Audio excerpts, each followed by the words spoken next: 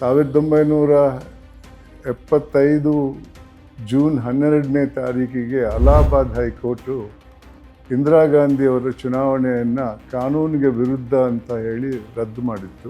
ಮತ್ತು ಇಂದಿರಾ ಗಾಂಧಿಯವರು 6 ವರ್ಷದ ಕಾಲ ಚುನಾವಣೆಗೆ ನಿಲ್ಲಕ್ಕಾಗಲ್ಲ ಅನ್ನೋ ಒಂದು ತೀರ್ಪನ್ನು ಕೊಟ್ಟಿತ್ತು.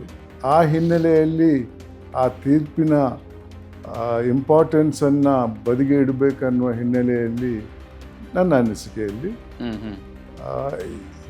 ಜೂನ್ 1975 ಜೂನ್ 25ನೇ ತಾರೀಕಿಗೆ ಅಂದರೆ ನಡುರಾತ್ರಿ 24-25ನೇ ತಾರೀಕಿನ ನಡುರಾತ್ರಿಗೆ ಭಾರತದಲ್ಲಿ ತುರ್ತು ಪರಿಸ್ಥಿತಿಯನ್ನು ಜಾರಿಗೆ ತಂದಿದ್ರು.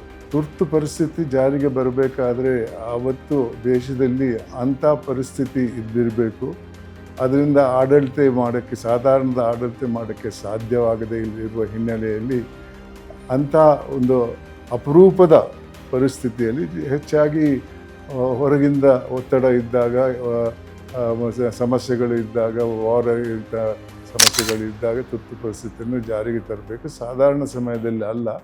ಆದರೂ ಕೂಡ ಆ ಒಂದು ಚುನಾವಣೆಯ ತೀರ್ಪಿನ ಹಿನ್ನೆಲೆಯಲ್ಲಿ ಅತಿ ತುರ್ತು ಪರಿಸ್ಥಿತಿಯನ್ನು ಜಾರಿಗೆ ತಂದರು. ನನ್ನ ಅನಿಸಿಕೆಯಲ್ಲಿ ಇದು ಇಂದಿರಾ ಗಾಂಧಿಯವರ ಹುದ್ದೆಯನ್ನು ಉಳಿಸಿಕೊಳ್ಳುವಂಥ ಪ್ರಯತ್ನ ಅಂತ ನಾನು ತಿಳ್ಕೊಂಡಿದ್ದೇನೆ.